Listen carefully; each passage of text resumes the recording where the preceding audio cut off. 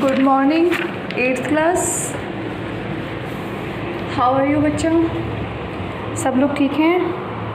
बच्चों आप लोगों के संस्कृत में फर्स्ट चैप्टर चल रहा था जो कि कल कंप्लीट हो गया था, है ना। तो आज मैं चाह रही हूँ कि आपको मैं क्वेश्चन आंसर सॉल्व करवा दूँ, है ना। क्वेश्चन आंसर्स करवाने हैं। देखिए आप लोग बच्चों पेंसिल से सब अपने अपने बुक में फिल करते जाना, मैं लिखवाती जा रही हूँ। देखो, अधोलिखित प्रश्नानाम उत्तराणि संस्कृतेन लिखता। निम्नलिखित प्रश्नों के उत्तर संस्कृत में लिखिए।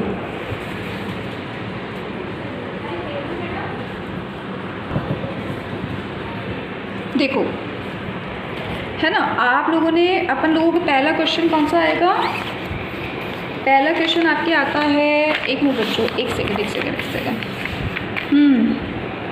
पहुँच गए सर?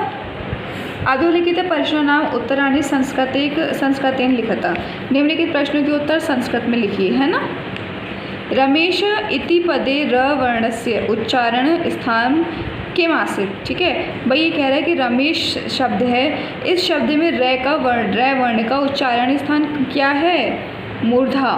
र मूर्धा हमारे जीवा से ही बोला जाता है ना। आगे दिखा ज द भ वर्णेषु कः वर्ण दंत अस्ति। भाई ज द भ वर्णेषु क्या वर्ण, कौन सा वर्ण है ज द भ में जो दांतों से बोला जा रहा है? वो कौन सा वर्ण होगा?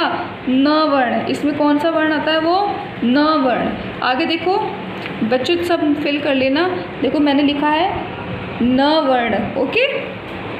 ये देखिए स श वर्णयोः कः वर्ण तालव्य अस्ति। स श वर्णयोः क वर्ण तालव्य अस्ति।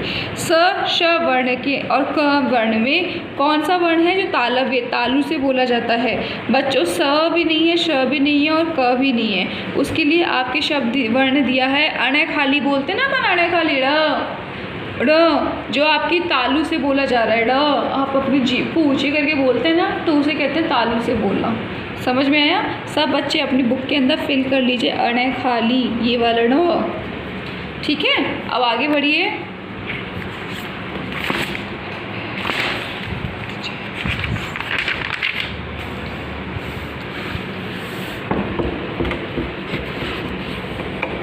देखिए क ख ग घ ढ वर्णेषु क वर्ण नासिक्य अस्ति। शॉर्ट दिख रहा होगा आपको।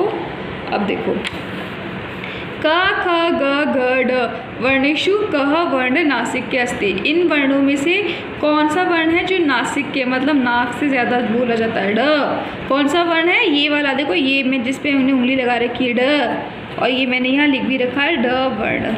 समझ आया बच्चों? देखो मैं एक बार आपके लिए पेंसिल से फिर से फिल कर देती हूँ इसको। ये देखो ये वाला ड अणे खाली, ये वाला। आगे देखिए च छ ज झ ड़ वर्णेषु क वर्ण नासिक्य अस्ति। अब इन वर्णों के अंदर नासिक्य मतलब नाक द्वारा बोला हुआ वर्ण कौन सा है? ड। अणे खाली, बोलो अणे खाली।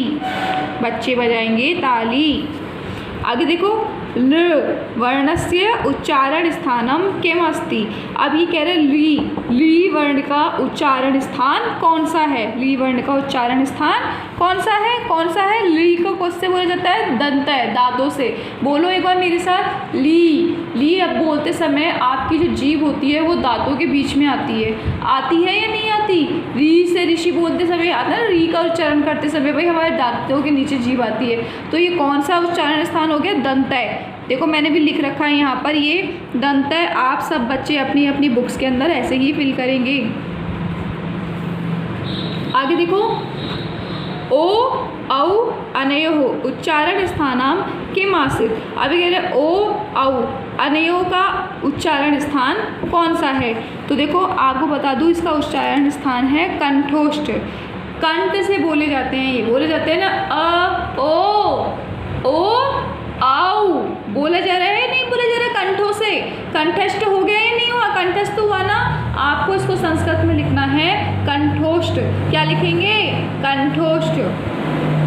ठीक है, आगे देखिए काव्यम इति पदे नासिक्य वर्ण का। भाई काव्यम पद में नासिक्य वर्ण कौन सा है? मतलब नाक से बोले जाने वाला फल कौन सा है? म नाक से ही बोला जाता है, नहीं बोला जाता? तो मैंने यहाँ लिख दिया है, एक सेकेंड, काव्यमिति पदे नासिक वर्ण का कंठ नासिका। बच्चों कंठ नासिका लिख लो, इसके साथ आप यहाँ लिखेंगे म वर्ण। क्या लिखेंगे? म वर्ण।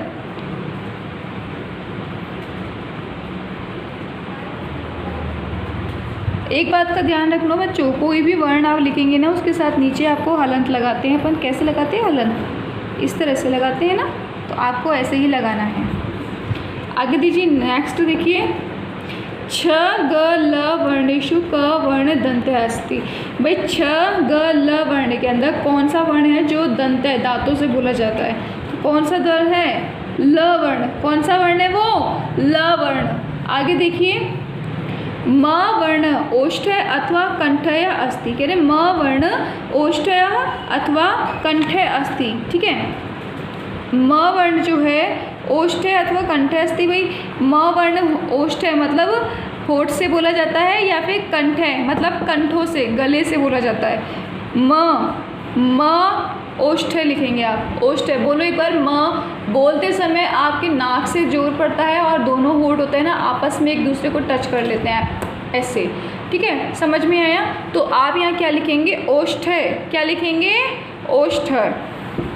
आगे देखिए क्वेश्चन नंबर 2, अधोलिखितानां वर्णानां समुचित उच्चारण स्थानं कोष्ठकात् चित्वा अस्ति लिखिए। ठीक है, निम्नलिखित वर्णों का समुचित उच्चारण कोष्ठक से चुनकर लिखिए। अब आपको कोष्ठक में दिया हुआ है ना ग।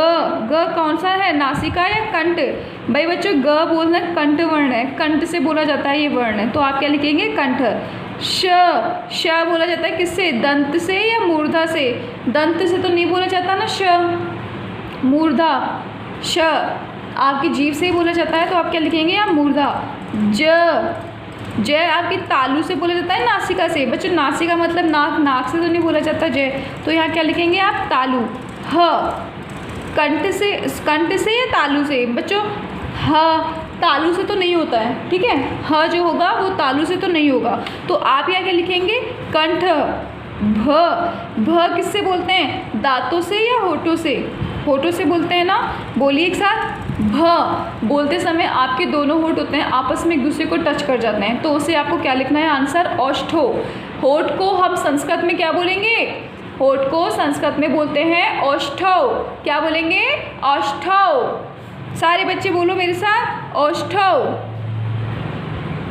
आगे देखिए इसी का प है ना, प जो होता है ना वो मूर्धा, जीभ से बोला जाता है या होठ से बोला जाता है? बच्चों होठ से बोला जाता है ना, दोनों होठ भिड़ते हैं प बोलने में, तो आप क्या लिखेंगे यहाँ पे? ओष्ठो। स बच्चों स जो होता है ना, कंठ होता है या दंता होता है? भाई कंठ से तो नहीं बोला जाता, स दंता। हाँ दांतों से बोला जाता है, तो आप यहाँ क्या लिखेंगे? दंता। आगे आता है ई तो होता है बच्चों तालू से या कंठ से? बच्चों ई तो नेचुरल सी बात है, कंठ से ही जोर लगाना पड़ता है तब जाकर के बोलते हैं ई। बोलते हैं नहीं बोलते ई, तो क्या लिखेंगे आप यहाँ पे? कंठ। व का ये लिखना है आपको। अब आगे दे रखा बच्चों व मूर्धा से या दंतोष्ठम? आपको यहाँ मूर्धा ना लिख के दंतोष्ठम लिखना है। श तालू से या मूर्धा से? मूर्धा से नहीं बोला जाता, तालू से बोला जाता है, तो आपको लिखना है यहाँ तालू। ठीक है, आपके लिए आज के लिए बच्चों ये 2 पैराग्राफ 2 क्वेश्चंस दिए हैं मैंने, ये काफ़ी है, या फिर एक और कर लेते हैं?